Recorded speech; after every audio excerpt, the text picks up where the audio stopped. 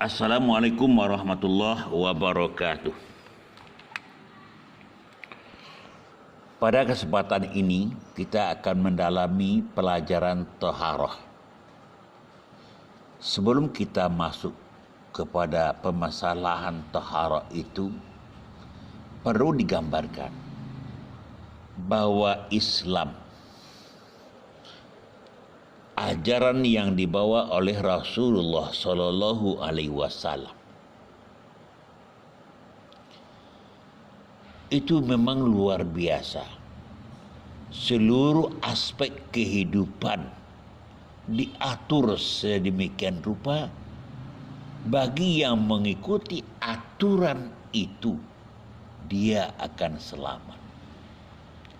Ketika manusia keluar dari tatanan itu, tidak mau mengerjakan apa yang diajarkan oleh Rasulullah, maka dampaknya mereka tidak selesai. Artinya hidupnya akan susah.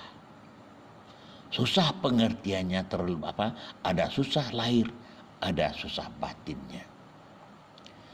Ajaran yang dibawa Rasulullah, yang apa kata Nabi, kebersihan itu ada sebagian daripada iman. Ketika manusia bersih, maka separuh iman telah menempel di tubuhnya. Begitu indahnya Islam. Sampai-sampai dalam makanan diatur, dalam tidur diatur, dalam pergaulan diatur, dalam ibadah diatur.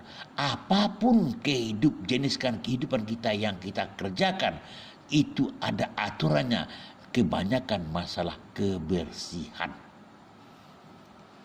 Bersih identik dengan suci.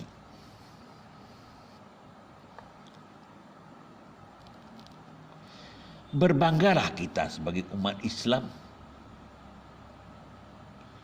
karena hidup kita terpola dan teratur.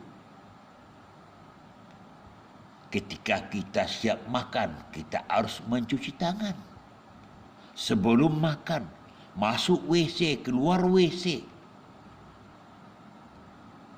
Apalagi 5 kali sehari semalam kita melaksanakan sholat, 5 kali kita berwudu. Luar biasa bersih itu menempel bagi kita yang mengerjakan ibadah. Khususnya orang Islam yang beribadah. Kini kita hari ini belajar taharah. Taharah itu apa?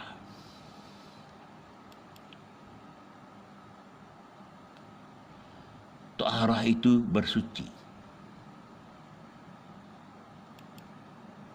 Kita lihat konsepnya. Taharah itu akan kita bagi 2. Yang pertama, bersifat najis. Najis itu terbagi kepada 3. Ada najis ringan, ada najis sedang, dan ada najis besar. Dan bagaimana cara mensucikannya. Kemudian taharah hadas. Ada hadas kecil, ada hadas besar, ada larangannya. Kecil itu bagaimana nanti? Ada wuduk, ada yang besar, ada mandi wajib. Kemudian ada tayamum. Bagaimana pengertian tayamum, hukum tayamum, sebab bertayamum, batalnya tayamum, syarat tayamum, rukun tayamum, dan sunnah tayamum. Itulah yang menjadi pokok persoalan kita. Kemudian yang pertama, taharah. Taharah menurut bahasa artinya suci atau bersih. Menurut istilah adalah mensucikan badan, pakaian, serta tempat dari najis, dan mensucikan diri dari hadas. Apa artinya? Ketika manusia itu berhadapan dengan berapa persoalan masalah kebersihan, apakah itu pakaiannya yang kena najis, apa badannya ada hadas dari dalam tubuhnya, maka dengan datangnya ajaran Islam dikelompokkan supaya kita menjadi bersih. Makanya taharah tadi diartikan bahasa Arabnya suci dan bersih. Itu secara bahasa Arabnya menurut istilah mensucikan badan. Mensucikan badan ini ada cara dan aturan yang telah dibuat oleh Rasul. Tinggal kita menempatkan dan mengerjakan. Kenapa? Alasan jelas. Bismillahirrahmanirrahim. Innallaha yuhibbut tawwabina wa yuhibbul mutatahhirin. Apa kata Allah? Sesungguhnya Allah menyukai orang yang tobat dan menyukai orang yang mensucikan diri. Satu ayat. Ada tobat, ada mensucikan. Tobat juga artinya mensucikan diri. Manusia-manusia yang telah melanggar aturan-aturan agama, aturan-aturan Allah dia tinggalkan, haruslah dia bertaubat. Itu juga membersihkan diri secara batiniah, batin. Kemudian suka lagi loh, siapa yang membersihkan dirinya secara lahiriah, maka Allah menyukai orang yang demikian. Allah menyukai diri kita yang membersihkan di batinnya dengan bertaubat kepada Allah dan mensucikan dirinya dari hadas dan najis. Baik anak-anak sekalian,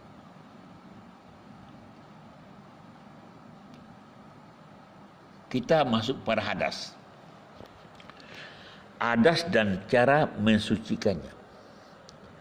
Hadas adalah suatu kondisi di mana seseorang dalam keadaan tidak suci. Artinya apa?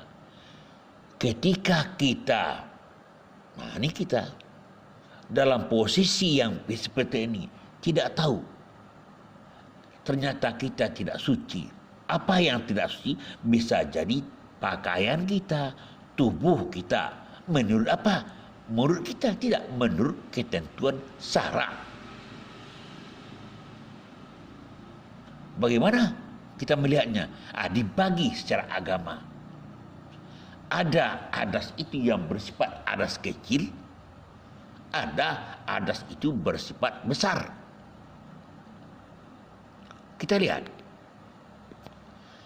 Hadas kecil definisinya merupakan hadas yang disebabkan oleh hal-hal berikut. Hadas kecil, apa penyebabnya? Bertanya, apakah penyebab hadas kecil itu? Jawabnya mudah. Yang pertama, keluarnya sesuatu dari dubur. Apa dubur? Dubur itulah tempat keluar angin. Kubul itu apa? Kemaluan. Apa yang keluar? Ada sperma, ada mazi, ada haid bagi wanita. Nanti ada penjelasan berikutnya. Kemudian apa? Menyentuh dubur, disentuh dubur tadi, tempat buang angin tadi. Kemudian kita sentuh kemaluan kita. Itu termasuk hadas kecil. Apalagi? Hilang akal. Kenapa? Kita tidur di masjid. Atau kita hilang akal, bangun. Ketika itu hilanglah akal. Itu ada. Jadi ketika kita dalam berwudu, kita tidur, maka wuduknya batal, ulang lagi. Itu hadas kecil namanya. Gila, mabuk. Kemudian bersentuhan antara kulit laki-laki dan perempuan. Kapan? Ketika dia berwudu, bersentuhan dan bersalaman, maka batallah wuduknya. Jadi apa? Yang menjadi masalah hari ini, masalah yang kecil ini tidak lagi terperhatikan oleh anak-anak, apalagi remaja. Yang mana masalah keluar sesuatu. Contoh yang sederhana, ketika anak-anak minta izin kepada gurunya, minta izin pergi ke toilet. Rata-rata anak-anak tidak pernah beristinja. Apa istinja? Mencuci setelah buang air kecil. Itu kan najis, dipakai kepada waktu sholat. Nanti zuhur kita sholat, dipakai pakaian yang kena najis. Sahkah sholat? Tidak sah. Apalagi anak-anak pergi main bola, dengan seenaknya buang air di tempat sembarangan. Tidak pernah dicuci, tidak disapu dengan kain, disapu dengan daun, tidak pernah. Makanya pakaiannya kotor. Itu banyak terjadi. Jangankan ke anak-anak, bapak-bapak pun juga kita lihat. Berapa bapak supir mobil, lihatlah, dengan mudahnya dia pipis sepanjang jalan tanpa mencuci, berstinja. Berapa dosa yang tanggungnya. Jadi bagaimana cara mensucikannya? Cara mensucikannya adalah kita harus berwudu terlebih dahulu. Barulah kita bersih. Kalau tidak berwudu bagaimana? Kalau sekiranya kita tidak berwudu, maka untuk beribadah tidak bisa. Tidak sah solat kita kalau kita tak berwudu. Jadi bagaimana? Harusnya, wajibnya, kalau kita ada kecil tadi, obat satu-satunya adalah untuk bisa kita melaksanakan ibadah kepada Allah, ialah itu berwudu. Berwudu pakai air. Di sini ada tayamum, betul. Tayamum muncul ketika kita tidak punya air, kondisi air tidak ada sama sekali, maka untuk hadas kecil ini bisa kita melakukan tayamum. Bahasan tayamum nanti. Berikut. Hadas besar. Hadas besar ialah kondisi hukum di mana seorang sedang dalam keadaan janabah. Janabah itu junub. Kalau junub bahasa kita basah. Maka hukumnya tidak berbentuk fisik, tidak ada hukumnya fisik tubuh, tidak. Tapi janabahlah dengan kotoran. Jadi kotoran, kondisi badan manusia itu dalam dosa kotoran besar. Nah, ini dosa kotoran tadi ringan, sekarang hadasnya hadas besar.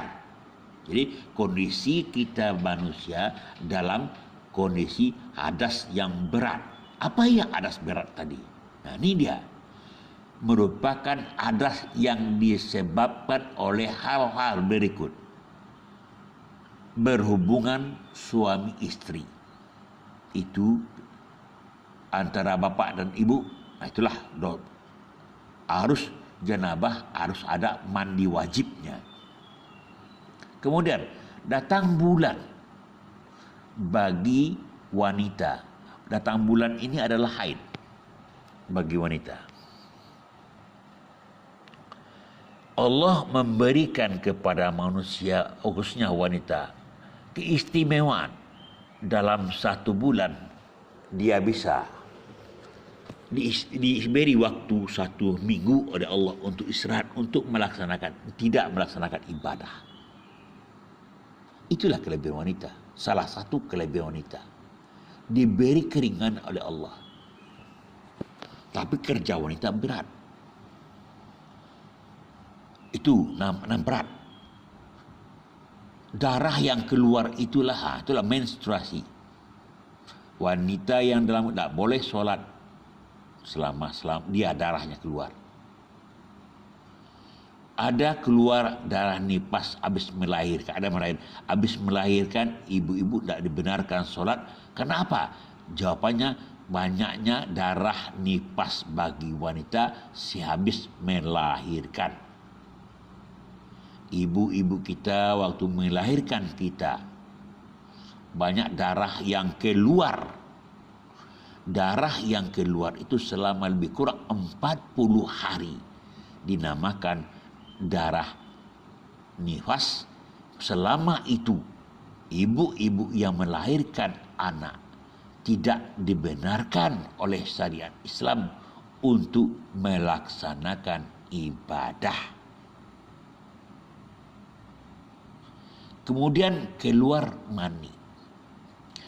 Keluar mani ini baik yang keluar melalui mimpi atau yang keluarnya yang disengaja.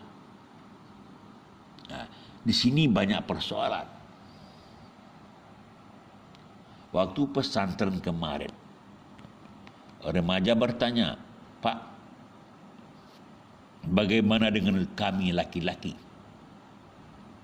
Masalah air mani ini." Bagi kami, malahan itu menjadi kesukaan, Pak. Malahan bukan lagi mimpi datangnya, malahan terpaksa, dipaksakan, Pak. Nah, itulah yang salah. Itu kan kodrat. Datangnya mimpi itu datangnya dari Allah untuk mengeluarkan yang kotor-kotor. Kalau yang kamu paksakan itu tidak benar secara agama, tidak benar. Bukan kerja kamu. Kenapa? Menurut penelitian, kalau itu kerja kamu paksakan, dia keluar. Banyak organ tubuh yang akan rusak. Banyak kekuatan kelemahan otak akan muncul. Karena bukan itu. Lihatlah orang yang selalu memaksakan keluar, biasanya ya pagi dia loyo, kurang bersemangat, kemudian meninggal dunia. Yang kita sebutkan tadi itu, baik berhubungan suami istri, datang bulan, keluarnya darah waktu habis melahirkan, keluarnya mani, dan meninggal dunia, itu dikelompokkan kepada hadas besar. Bagaimana cara menyucikannya?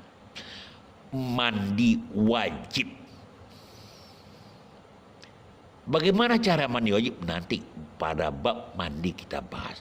Syaratnya untuk menghilangkan hadas besar dengan cara mandi wajib atau bertayamum apabila tidak ada air. Berikut.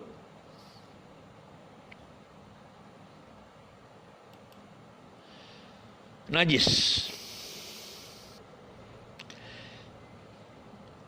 Najis adalah suatu benda kotor, benda lagi. Kita masalah najis, kita berbicara benda yang menyebabkan seorang tidak suci. Ada suatu benda yang menempel pada tubuh manusia yang waktu itu akan menyebabkan manusia, apakah dia termasuk najis ringan, apakah dia badannya kena ringan, sedang atau berat. Jadi ingat, najis adalah satu benda yang menempel, kotoran yang menempel pada tubuh manusia, baik pada tubuh maupun pada pakaian. Najis dibagi tiga. Yang pertama, najis mukhafafah, kelompok ringan. Kemudian najis mutawasitoh, sedang. Dan najis mukhalasah, berat. Nah, kita lihat. Yang pertama, najis mukhafafah, merupakan najis yang tergolong dengan orang ringan. Contohnya, sekiranya kamu di rumah memiliki adik kecil, adik bayi, digendong, dibawa bermain, dia minta pergi, kita gendong. Ternyata di dalam gendongan pangkuan kita adiknya pipis. Dengan pipis itu sampai ke baju kita, ke celana kita. Apakah itu termasuk najis, betul, dia najis. Tapi najis yang ringan. Jadi pipis adik bayi yang belum makan sama sekali, masih makan air susu ibu ASI, itu termasuk najis yang ringan. Cukup cara mensucikannya, cukup ambil air, dipercikan air di mana pipis, bekas pipis tadi menempel, maka sucilah jadinya pakaian saat itu. Luar biasa. Itu najis yang ringan. Berikut. Kemudian najis berikutnya, najis mutawasitoh. Najis mutawasitoh itu yang tergolong sedang. Sedang, yang tadi ringan, ini sedang lagi. Karena kotoran binatang. Karena sedangnya itu dibagi lagi dengan dua kelompok. Kelompok yang pertama dari najis mutawasitoh itu adalah ainiyah. Ainiyah itu apa? Kotoran najis yang dapat diketahui dengan indera. Indera itu apa? Indera dengan mata panca indera kita lihat. Seperti warnanya apa? Kuning, merah, hijau. Bentuknya apa? Bulat, tipis. Baunya apa? Harum, pahit, bau, busuk. Atau rasanya asin apa? Kan bisa. Itu ingat baik. Yaitu najis yang diketahui dengan indera.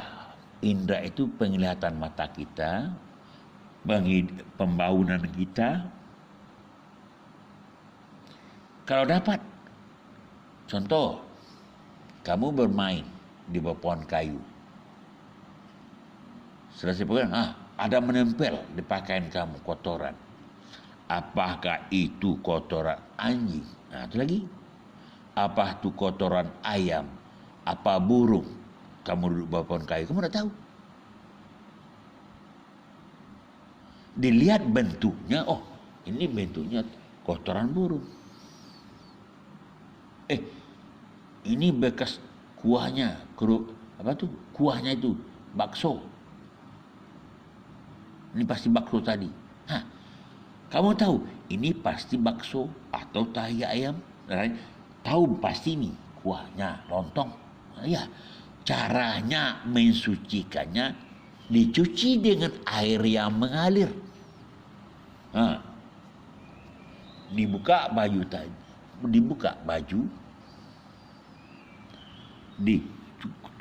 dibasahin dengan air yang mengalir.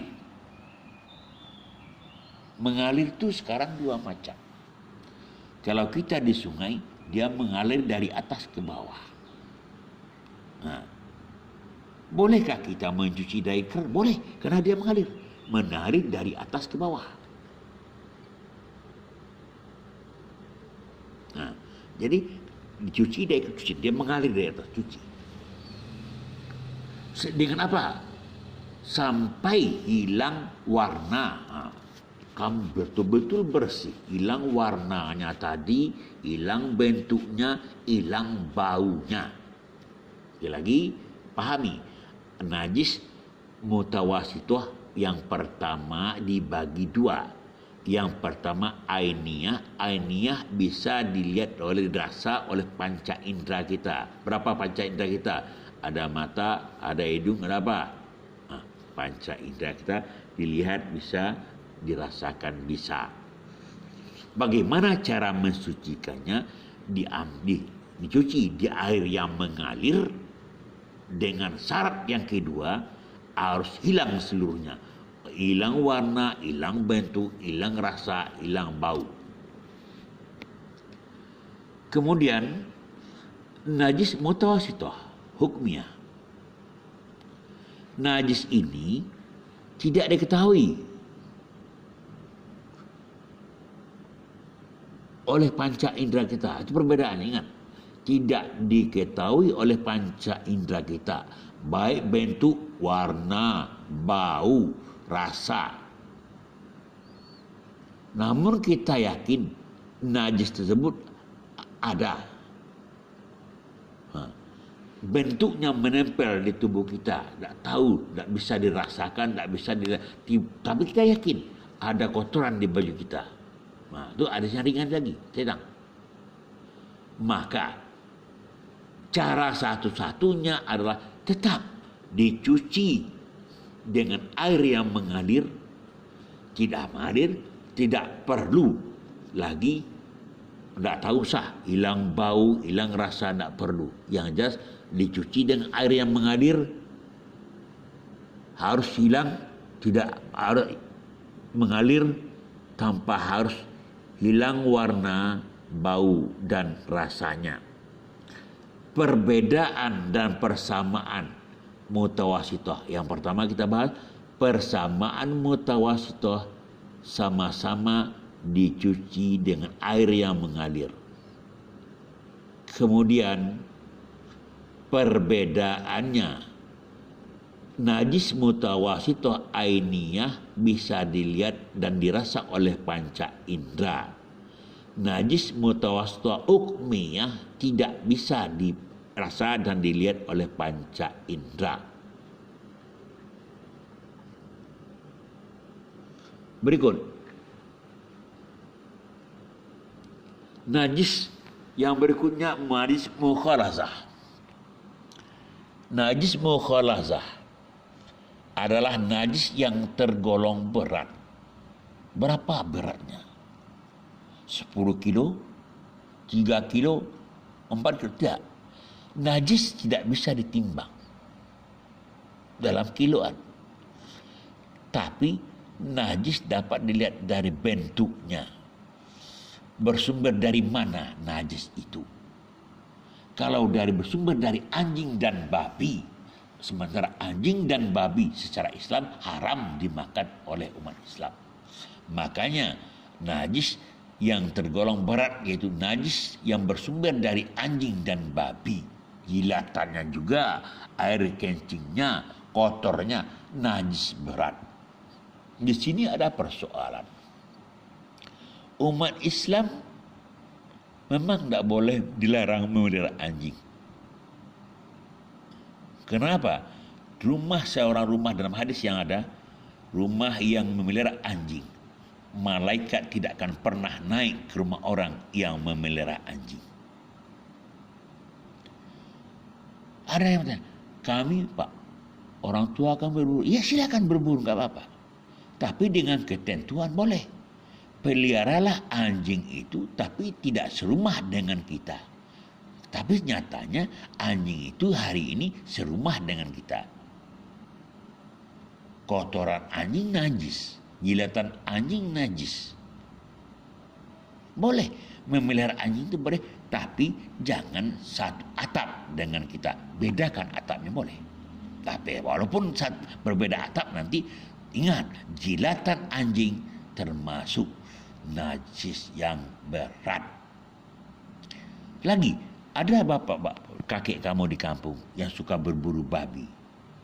Syukur-syukur kakek kamu tahu aturan agama bahwa jilatan anjing, darah babi itu adalah kotoran najis yang membuat solat.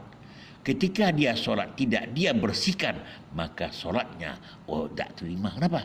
Dia dalam keadaan najis.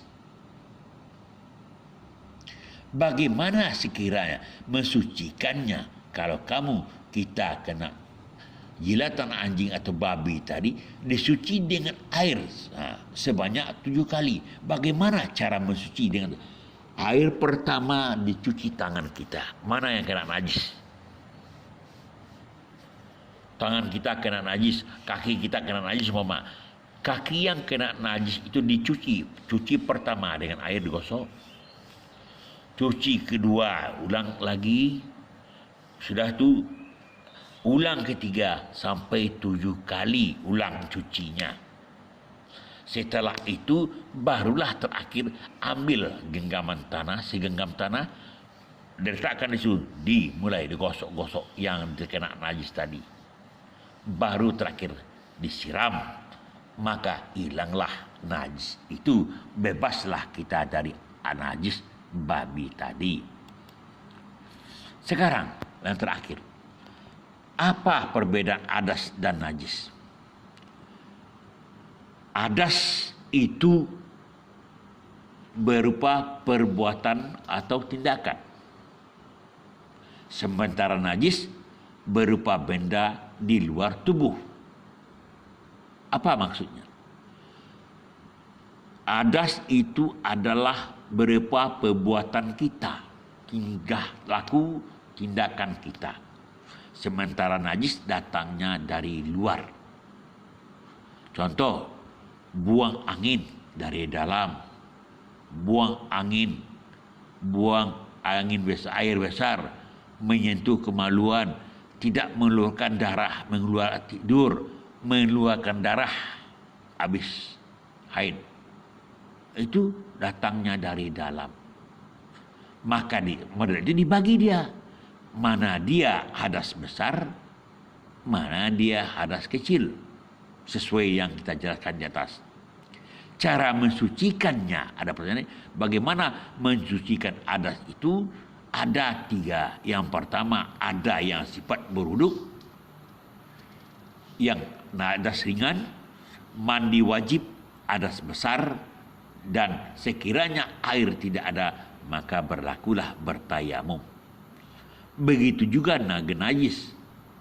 Contohnya air kencing, nanah, darah haid, kotoran kucing, bangkai dan sebagainya.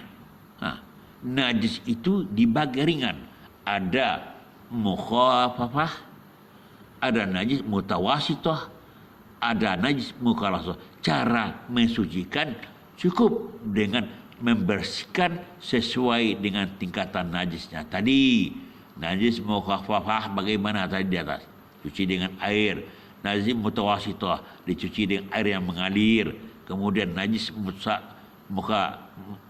mukhallasah dengan air juga. Air semuanya. Tapi yang mandi adalah hadas. Demikianlah materi kita pada hari ini. Bapak cukup sampai situ. Wassalamualaikum warahmatullahi wabarakatuh.